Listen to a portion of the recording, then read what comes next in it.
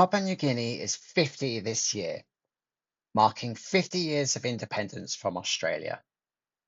This talk delves into this landmark, reflecting on its history and future.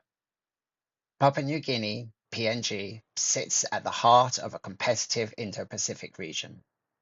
Resource endowment, strategic geography, and a post-colonial legacy shape patterns of cooperation and rivalry among major powers. PNG's foreign relations reflect its evolution from a contested colonial territory to a central stage for 21st century geopolitics, a story characterized by resilience as well as vulnerability. This presentation will look at the geographic terrain of PNG, its languages, its history, its independence, and its friends to all philosophy. Its current international relations, its economics. It's going to look at Bougainville and other regions and look at the prospects for the future. PNG is in the South Pacific. It's part of Melanesia. It's distinct from Polynesia and Micronesia. The Polynesian and Micronesian languages are small but notable linguistic minorities in Papua New Guinea, concentrated mainly in the country's outer island regions. They represent the westernmost reach of the Austronesian-speaking peoples who spread across the Pacific. In essence, PNG is a maritime nation. It's along the Pacific Ring of Fire, meaning PNG is prone to earthquakes and volcanic eruptions. 39 Holocene volcanoes are volcanoes with eruptions in the last 11,000 years. It also has at least 14 currently active volcanoes and 571 earthquakes in Papua New Guinea last year, with 6 of them registering a magnitude of 6 or greater. Its rugged terrain has historically kept many tribes separated through dense forests with frequent landslides obstructing road transportation infrastructure. This cuts off the majority of tribal communities and means an amazing variety of over 850 languages and counting. Missionaries first arrived in Papua New Guinea in the mid-19th century, marking the beginning of Christianity's spread across the islands. These missionaries aimed not only to convert local communities to Christianity, but also to introduce Western education and healthcare. Their efforts eventually brought lasting social, educational, and spiritual change, laying the foundation for a strong Christian faith that remains central to Papua New Guinea societies today. As one of the world's most linguistically diverse countries, it has many unwritten languages that Christian missionaries actively address today. Collaborating with local communities, they develop orthographic writing systems from scratch and translate the Bible into these languages through a community-driven, iterative process that can take 10 to 30 years and prioritizes cultural sensitivity, linguistic accuracy, and sustainability. This work not only provides access to scripture, but also promotes literacy, education, and language preservation. Today, amid a multitude of Christian denominations, churches operate hospitals, schools, and social enterprises throughout the country. 96% of Papua New Guineans identify as Christian. Due to the terrain, air transport primarily connects the country. The majority of Papua New Guineans are Melanesian. Other comprises mainly Filipinos, Malay Chinese, and a few Australians. PNG's cultural diversity is staggering, primarily Melanesian, but with Polynesian and Micronesian and Asian influences. Each tribe has its own mask traditions. They stretch across the islands and have a multitude of shapes and sizes and are a great pride for the tribes. Rural communities maintain tribal customs, vibrant art, and festivals like the Sing Sing gatherings here.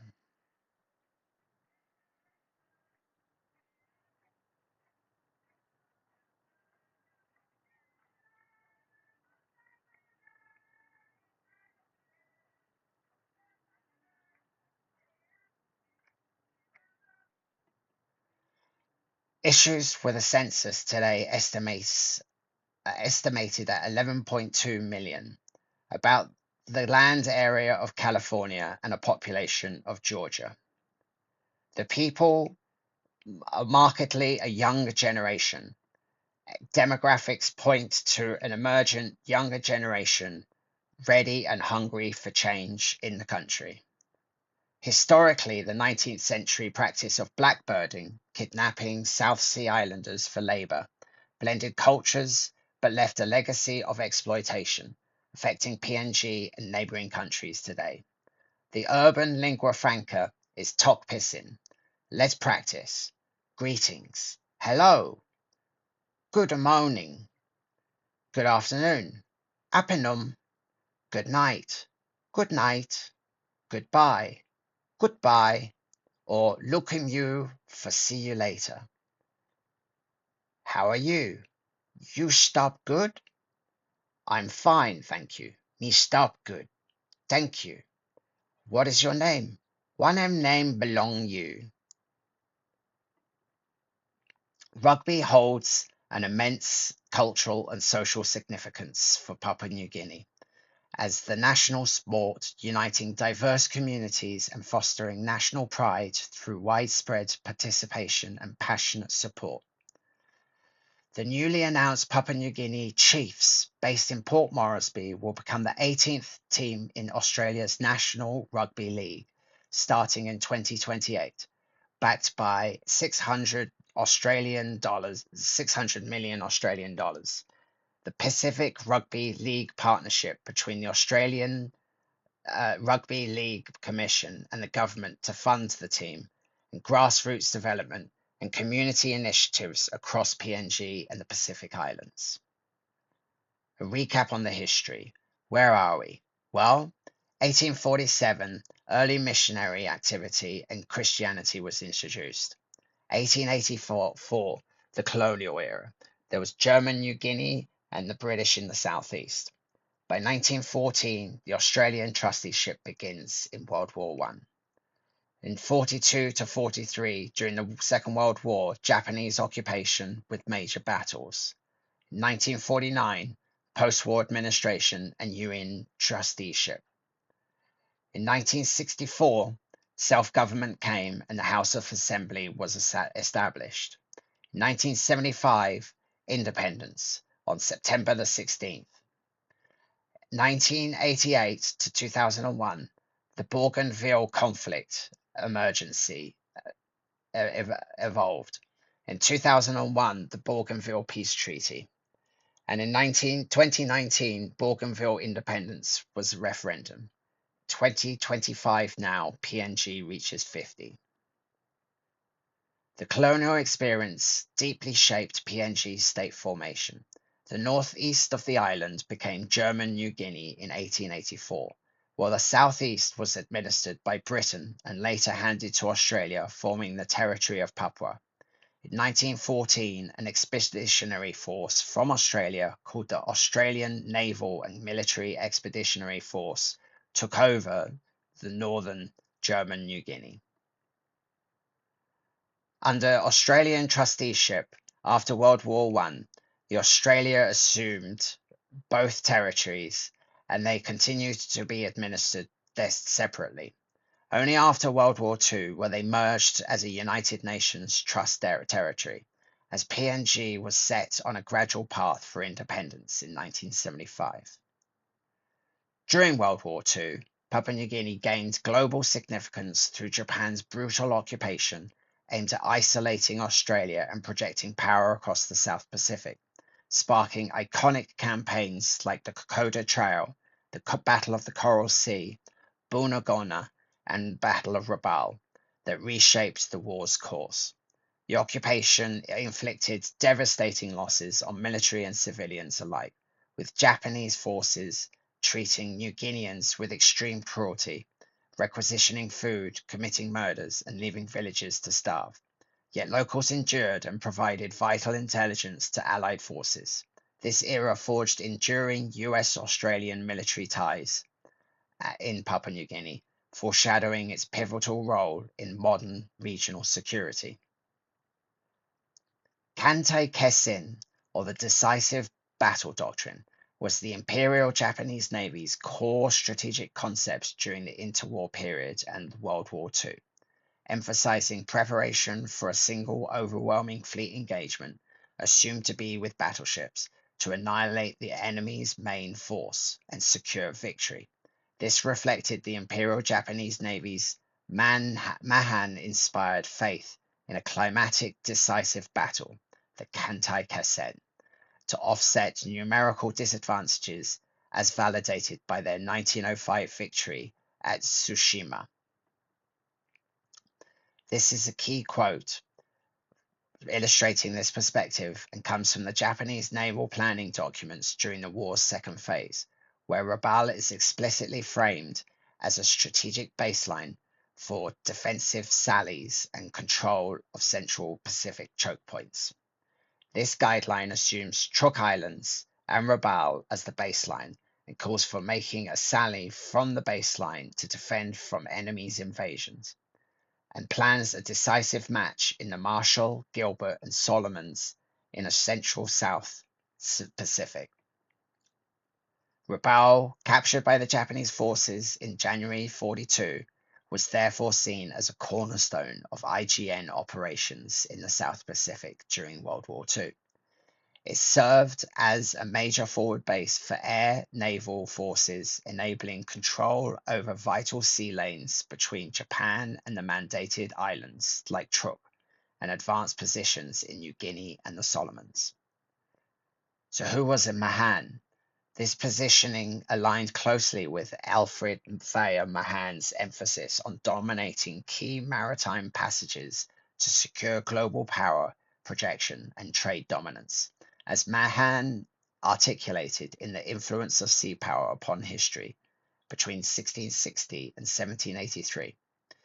Japanese strategists, heavily influenced by Mahan's ideas on sea power and the decisive fleet battles, integrated Rabaul into their decisive battle doctrine, Kantei Keisen, and treating it as a launch point to intercept Allied advances and maintain command of the sea.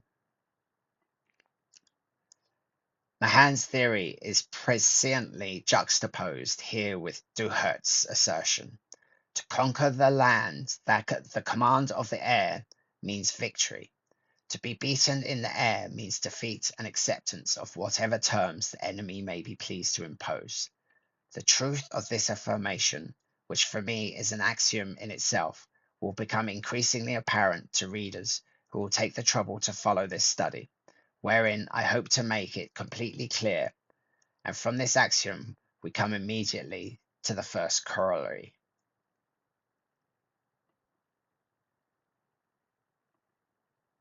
Rabaul was envisioned not just as a logistical hub, but as essential for choking off Allied reinforcements through the Solomon Islands and the Dampier Strait, known as the Tokyo Express. Critical transit passages echoing Mahan's arguments for controlling vital maritime transit passages. So what happened? How did this all turn out? Much as Stalingrad and El Alamein stand as turning points for the Second World War to the west, the Battle of the Coral Sea in May 1942 stands out as a remarkable turning point in World War II's Pacific theater, due to its pioneering role as the first naval engagement where aircraft carriers clashed without the opposing fleets, even coming into visual range, relying entirely on long-distance airstrikes that revolutionized modern warfare and underscored the obsolescence of battleships.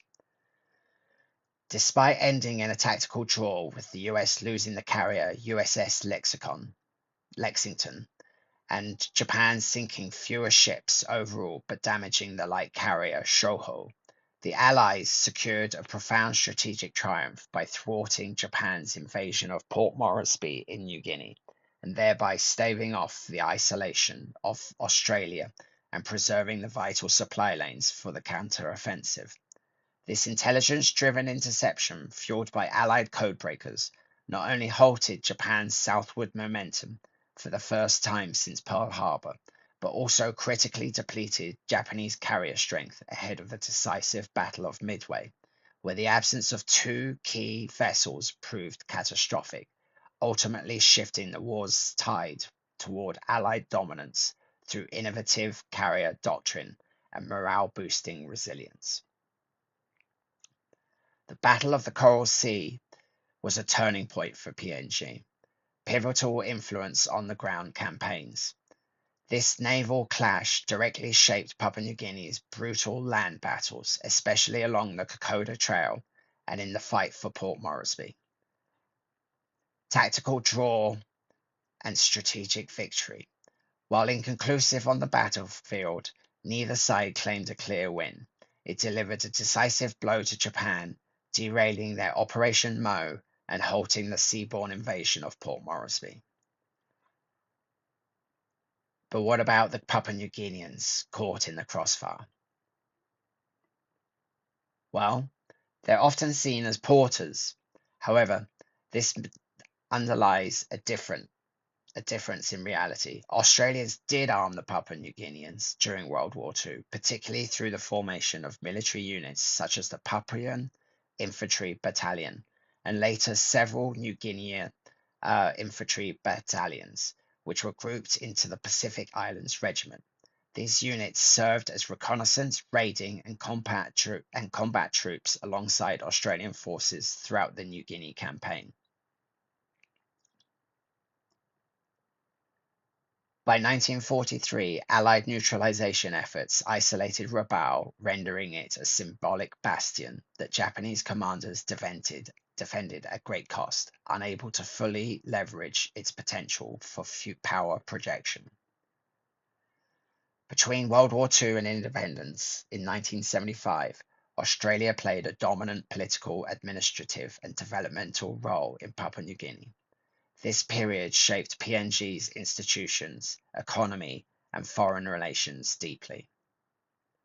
The flag of Papua New Guinea was designed in 1971 through a national competition and is a vibrant symbol of the country's identity and history. The winning design was created by Susan Carrick, a 15-year-old schoolgirl at the time whose design stood out for its strong cultural resonance and visual uniqueness. Given its history, the phrase "friends to all and enemies to none" is a long-standing principle of Papua New Guinea's foreign policy, first articulated at independence in 1975 under the founding Prime Minister Sir Michael Somare.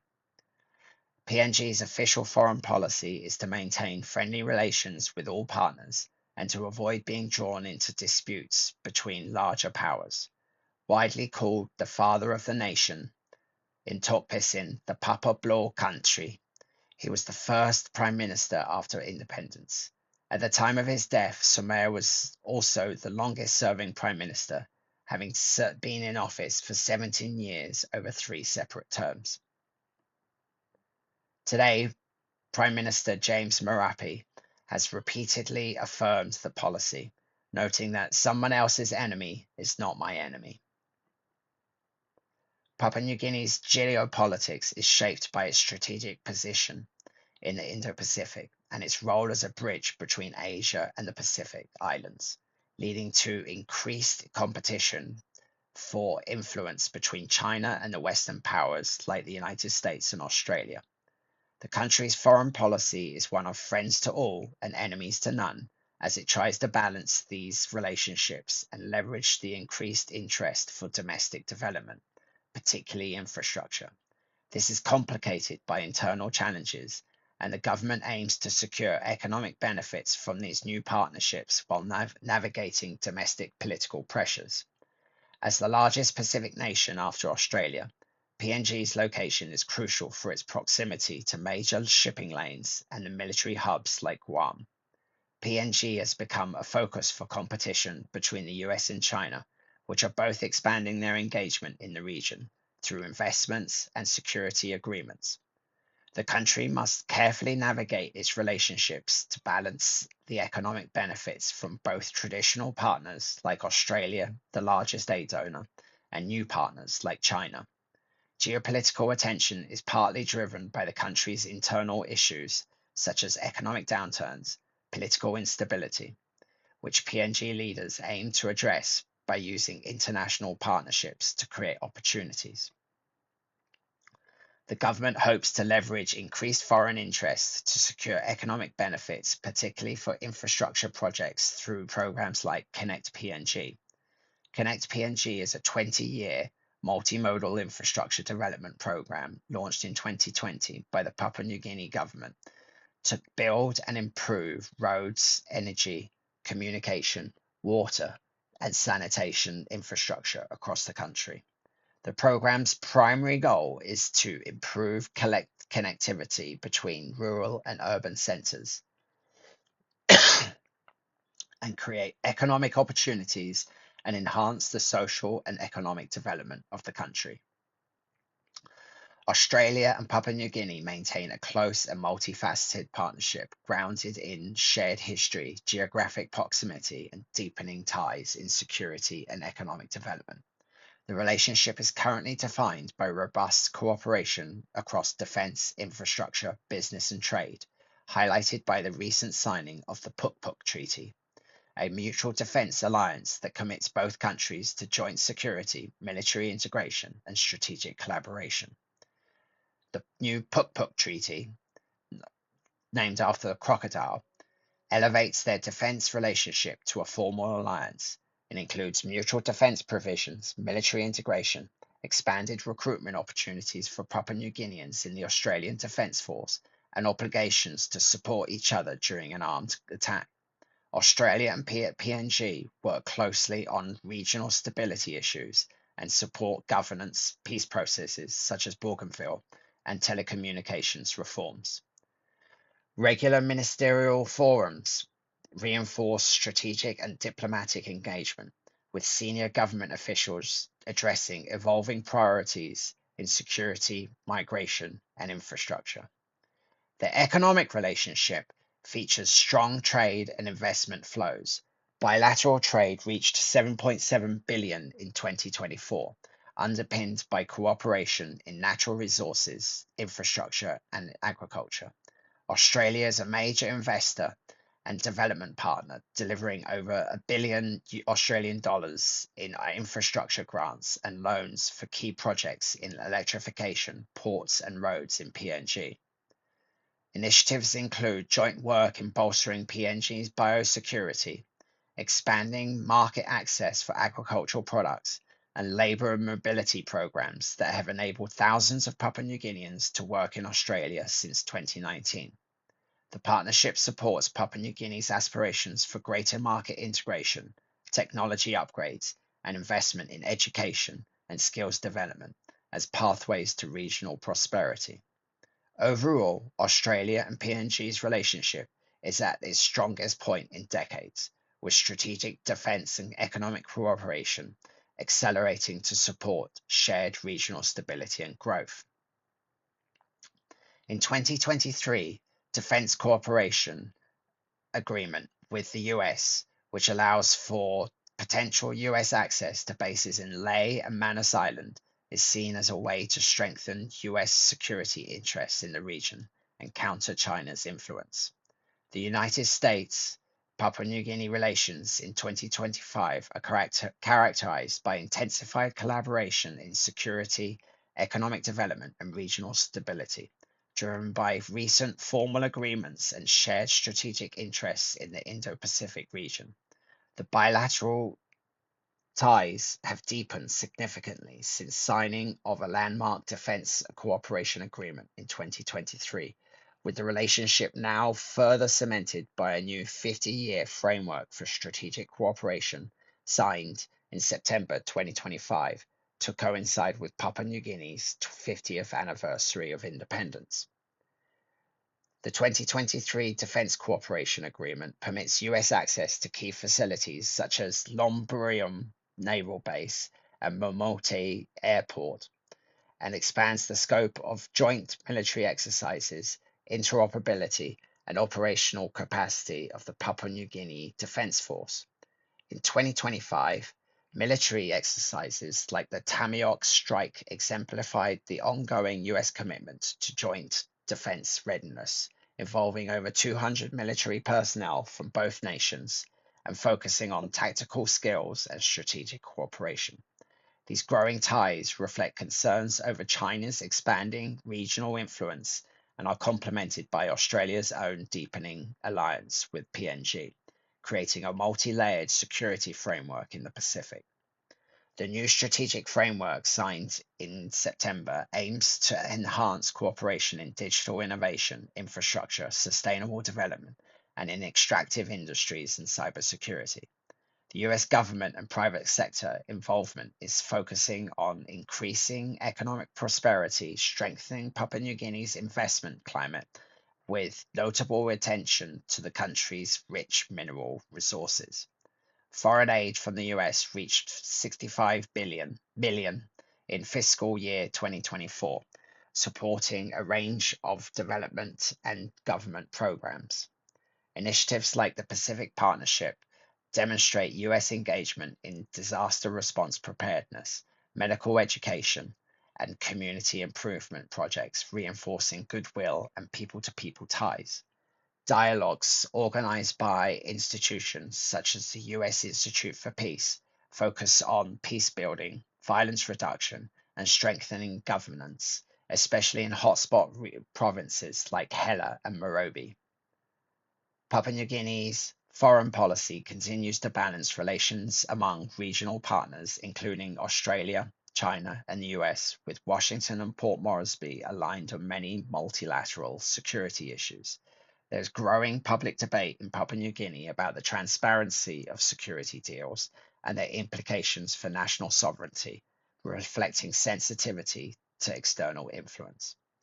Overall, US Papua New Guinea relations in 25 are robust and forward oriented and underpinned by strategic convergence. There is growing public debate in Papua New Guinea about the transparency of these security deals and their implications for national sovereignty, reflecting sensitivity to external influence. PNG had to amend its constitution to accommodate the US forces, creating some backlash from people on the street. Japan and Papua New Guinea have a long standing and multifaceted relationship marked by a robust development cooperation and increasing economic ties, with both countries celebrating 50 years of diplomatic relations. Japan provides extensive assistance through its official development assistance program, focusing on infrastructure, health, education, and agriculture, while also supporting PNG's development through technical cooperation, training programs, and volunteers. Economic cooperation is expanding, particularly in resource development, and discussions between their leaders focus on strengthening this partnership and supporting PNG's regional initiatives. Economic development for Japan is a major investor in PNG's natural resource sector, particularly in liquefied natural gas. And PNG is a key supplier of natural resources to Japan. Japan supports the development of infrastructure in PNG, including transport, electrification, through various aid projects. Humanitarian and social development. Japan provides medical equipment and support for healthcare services. Education. The partnership includes support for education, such as providing teachers and training programs for government officials.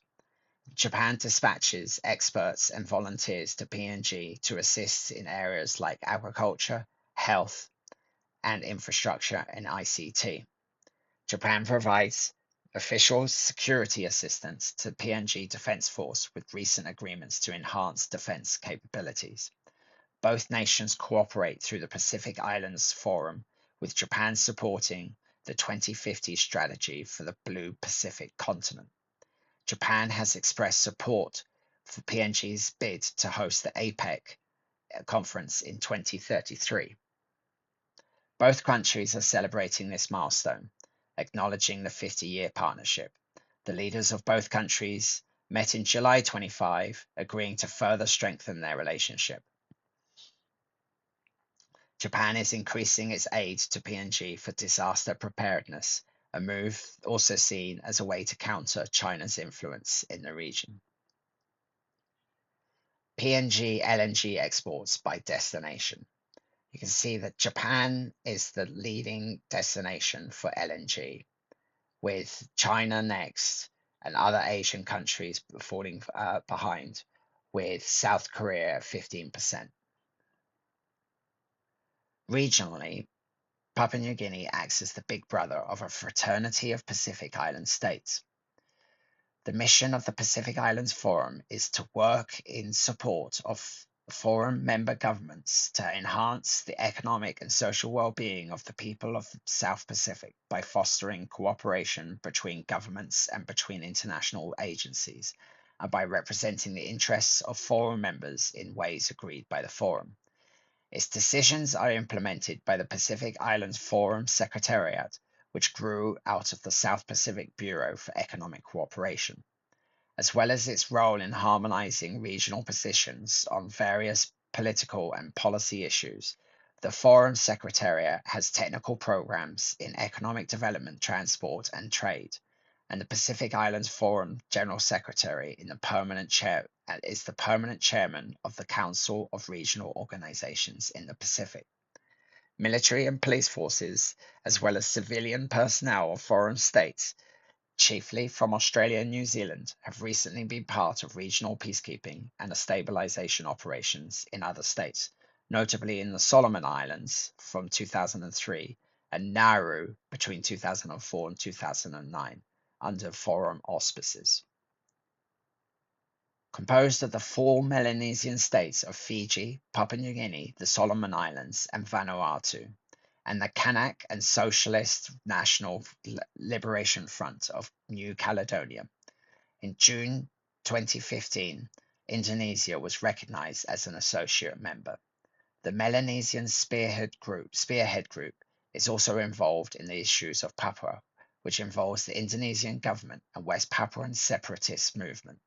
The Melanesian Spearhead Group's role in raising the international profile of New Caledonia's Kanak independence movement has prompted West Papuan independence activists to recognize the significance of its membership.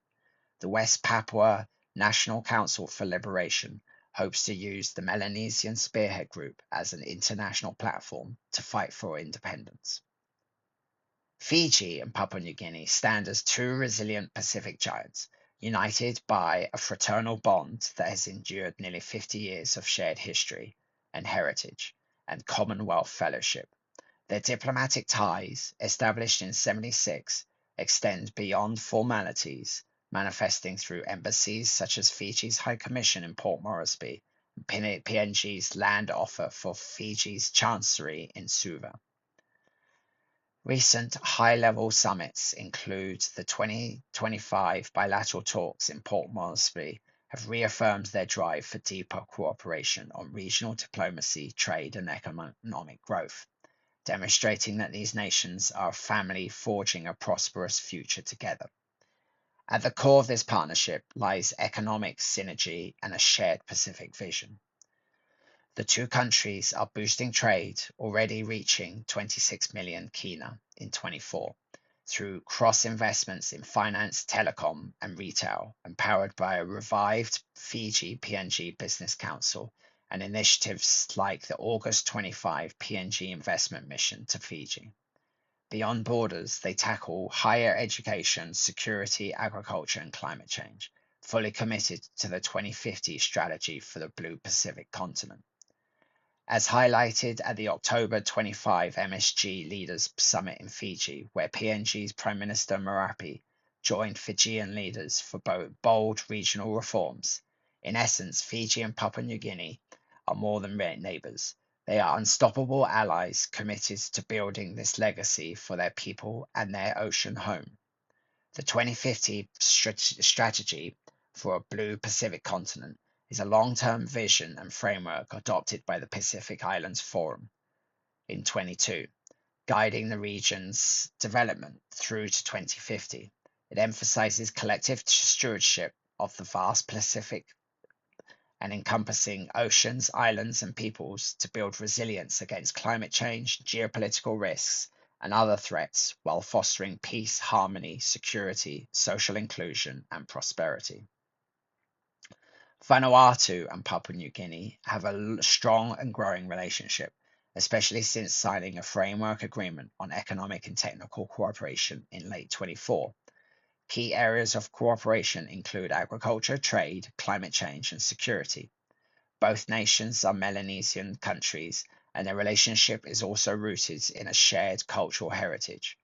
Other recent developments include PNG's plan to build an embassy in Vanuatu, and a gesture supported by Vanuatu gifting land for the project, and PNG's continued support for Vanuatu students through tertiary scholarships. The possibility of ascension of Papua New Guinea to the Association of Southeast Asian Nations is currently a matter of discussion. Papua New Guinea's membership in the Pacific Islands Forum was viewed as an obstacle to its joining ASEAN. China is an increasingly important partner for PNG, serving as a significant trade partner, investor in infrastructure, and source of foreign loans. PNG holds a balance of payments surplus with China, a rare feat. In August 25, China exported 155 million to Papua New Guinea, and marking an 18.6% increase from August 24, when trade amounted to 131 million.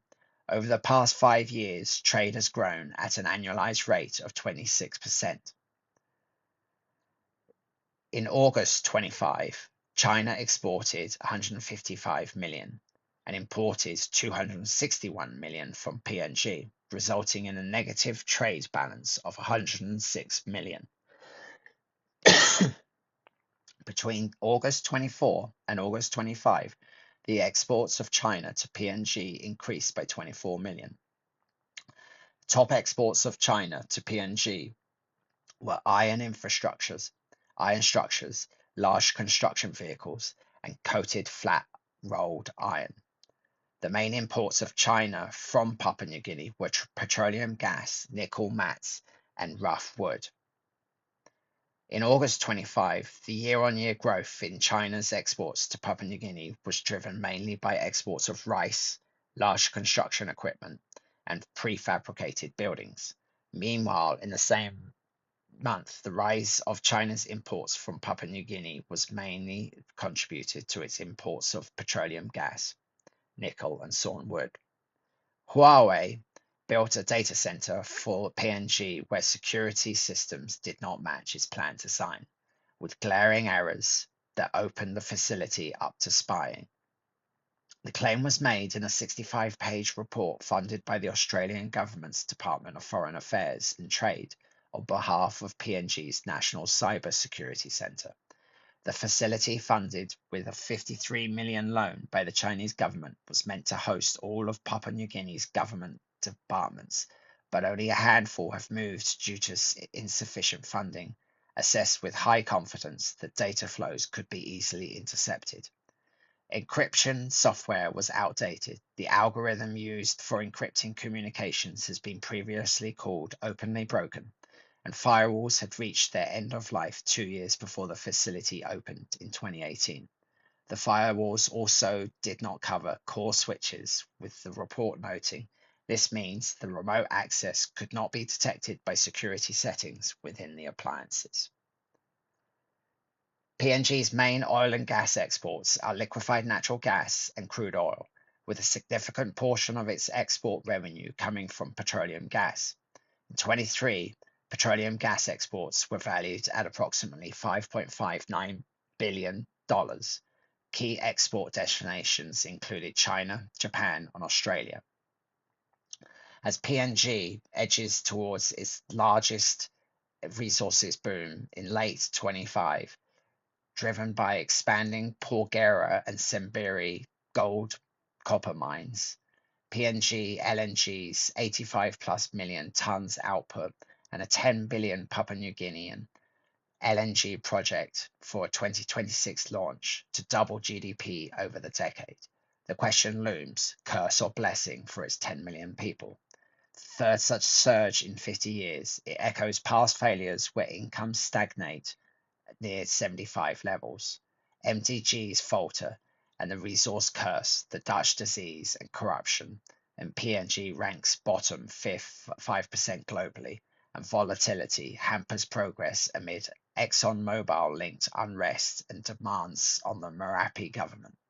Debates spotlight sovereign wealth funds against shocks, revenue to services plans per national planning frameworks, and government fixes. But experts like Paul Barker highlight implementation gaps over planning flaws, with Australian age reviews deeming advisor models ineffective. True reform demands citizen empowerment, and Alaska-style universal cash transfers via ITs and mobiles expanding 2002 free education gains.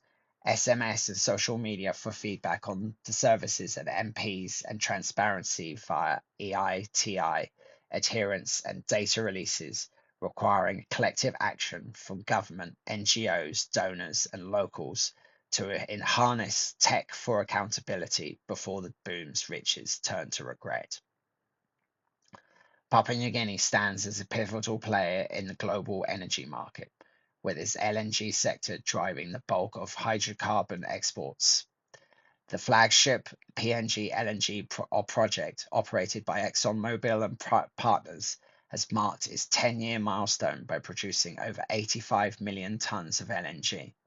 That's 20% above nameplate capacity, exporting approximately 7.9 million tons annually to key Asian markets, generating 30.2 billion kina in state revenue and fueling economic growth since exports began in 2014.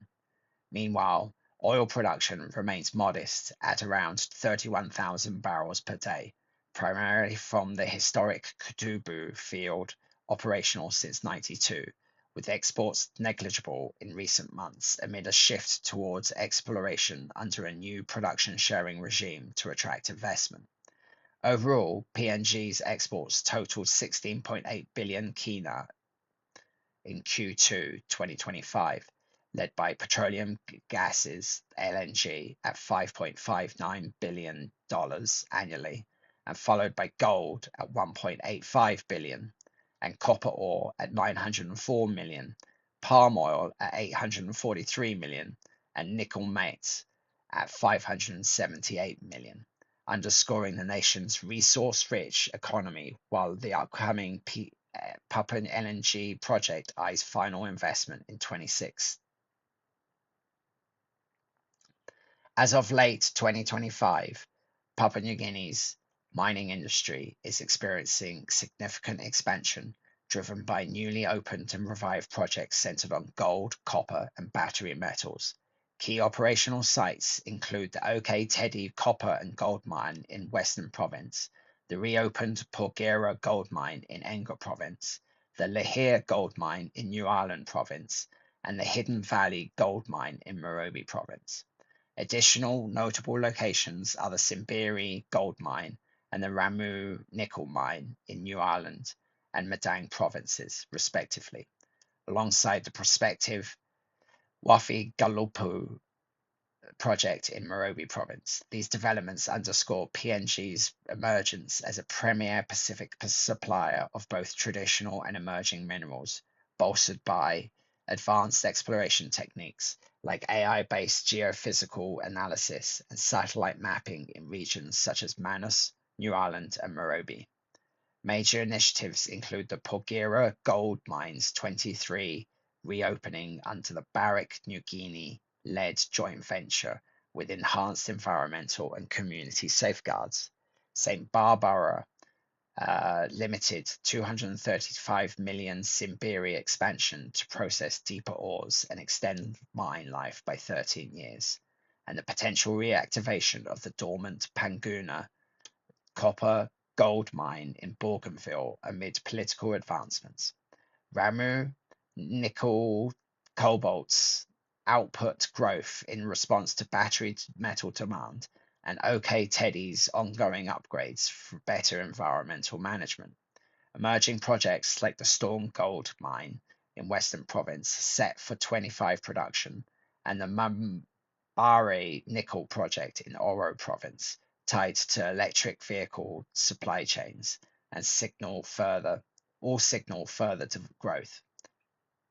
Looking ahead, PNG's policies prioritize sustainability, landowner involvement, and in-country processing to foster employment and solidify its status as a regional mining leader. The Bougainville Emergency was a violent, protracted conflict in the island of Bougainville from 1988 to the early 2000s. Triggered primarily by local grievances over environmental harm, revenue sharing, and social impacts associated with the large Panguna copper mine, the situation quickly escalated from sabotage to full-scale civil war involving separatist and government forces. In 1988, attacks on the gold mine by the Bougainville Revolutionary Army forced its closure and led to increasing clashes with PNG's police and military. The PNG government declared a state of emergency and imposed martial law, and launched security operations, ultimately escalating the violence. In the shadow of a decade-long civil war that scarred Bougainville's lush landscapes and claimed over 20,000 lives, a groundbreaking peace mission arrived in 1997, not with the thunder of rifles, but the gentle strum of guitars and unifying pulse of cultural exchange. Led by New Zealand under Operation Belle Issy, this unarmed contingent of Anzac personnel, soldiers reimagined as cultural ambassadors, deployed empathy, music, and shared stories to bridge divides between the warring factions, fostering a trust where bullets had only bred fear. Through impromptu haka performances, village sing-alongs, and heartfelt dialogues, these soldiers without guns disarmed the hostilities, and paving the way for a 1998 ceasefire and the island's path to autonomy, proving that in the theatre of peace, the most powerful weapons are those of the human spirit. In September 25, during his historic visit to PNG, the first by a UN Secretary General, Antonio Guterres engaged deeply in discussions on the Bougainville Peace Agreement, lauding the region's peacebuilding as a global exemplar for reconciliation, dialogue, and resilience amid its transition towards potential independence following the overwhelming 97.7% yes vote in 2019 in a non-binding referendum. Addressing PNG's parliament, meeting with leaders from both the national government and the autonomous Bougainville government, and marking the 24th anniversary of the 2001 peace accord, alongside the newly signed June 25 Melanesian Agreement. Guterres reaffirmed the UN's neutral, steadfast partnership in implementing these frameworks to sustain peace and democracy. Bougainville President Ismail Toroma personally urged Guterres for enduring UN backing, stressing the need for international recognition of the referendum's democratic mandate under treaties like the International Covenant on Civil and Political Rights, and advocating for dedicated UN political office in Bougainville, separate from broader PNG peace efforts like those in the Highlands, to uniquely support its path forward while preserving the Bougainville memoir as a testament to its perseverance. More flashpoints. Enga Province is a region with recurring violent tribal flashpoints driven by factors like land disputes, political rivalries, and competition for resources, particularly gold from Porgera mine. The violence is exacerbated by a large influx of illegal firearms and the involvement of hired gunmen, often funded by community leaders and businessmen. Major clashes, such as the one in February 24 that killed at least 49 people, can escalate quickly due to the involvement of multiple tribes and armed fighters. As tensions escalate along the volatile Papua New Guinea-Indonesian border, in late 25, intensified armed clashes in Indonesia's Papuan provinces, particularly in Intan Jaya, Yahukimo, and Punangang Bintang, bit the Indonesian military against the West Papuan National Liberation Army, the armed wing of the Free Papua New Movement, sparking cross-border refugee flows and diplomatic strains without direct spillover into the PNG territory. A brutal 6-hour battle in October the 15th in an Intan Jaya village claimed at least 15 lives, allegedly including civilians per human rights groups, while subsequent drone strikes under Operation Habema eliminated high-profile Commander Lamek Taplo in October 19th near the PNG border, displacing over 147 indigenous Papuans and promoting widespread evacuations toward PNG's western and Santuan regions in a pattern echoing decades of conflict. In PNG's east and west Sapik provinces, local sympathies run deep. September video of residents vowing to fight for West Papua drew stern warnings from PNG military leaders against meddling, while Indonesia, wary of the October Puk-Puk Defence Treaty between PNG and Australia, has pressed both nations to uphold its sovereignty amid growing Pacific outcry from Melanesian and Polynesian states over human rights abuses in a conflict rivaling the region's bloodiest areas. Through diplomatic channels, though diplomatic channels prevail over any prospect of intervention. At the heart of the simmering border strife lies the Free Papua New Movement, known as Organisasi Papua Merdeka, a resilient separatist insurgency born in the turbulent wake of Dutch colonial withdrawal and Indonesia's 1963 takeover of West Papua under the New York Agreement. Now splintered into 6 provinces, including Central, Highland, and Southwest Papua, this multifaceted network weaves together fragmented armed wings like the West Papua National Liberation Army, which claims sporadic territorial footholds through guerrilla tactics, grassroots protesters staging defiant Morning Star flag raisings and anthems like Hai Tanoki Papua to evoke a lost era of 1961 self-determination, and exiled leaders abroad such as Benny Wender, amplifying global pleas for independence via diplomacy and awareness campaigns. Branded a terrorist and separatist organization by Jakarta since 21 and incurring treason and terror charges amid low-intensity war that has raged for decades, the OPM's defiance endures, as seen in this month's bold threats to seize Yahukima Regency and expel migrants, street protests demanding military withdrawal, and international rallies marking 65 years since the first independence flag on December 1st, all while Indonesian forces neutralize rebels in highland clashes, underscoring a conflict that reverberates across the PNG border with unyielding calls for self-rule. PNG, once overshadowed as a resource-rich periphery in the Indo-Pacific, is inexorably positioned to ascend as a quintessential middle power over the upcoming decades, harnessing its unparalleled endowments of liquefied natural gas, copper, gold, and biodiversity, evidenced by PNG LNG projects milestones, exports, and a burgeoning mining sector valued at billions, to fuel economic sovereignty and diplomatic leverage amidst intensifying great power rivalries.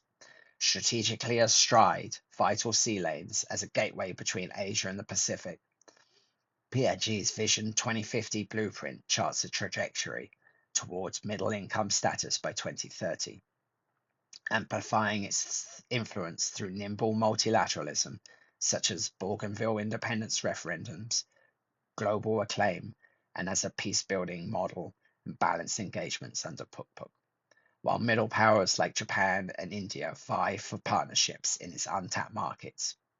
Yet this emergence demands surmounting domestic frailties, including recurrent tribal flashpoints in Enga province and cross-border frictions with Indonesia, which PNG can transmute into regional stabilizing roles via inclusive governance and UN-backed dialogues. Ultimately, by 2050, PNG will not merely navigate the geopolitical chessboard, but reshape it, embodying resilient Melanesian agency in a multipolar world order. PNG is a premier destination for fishing and diving, boasting a vast, exclusive economic zone teeming with marine life in the Coral Triangle.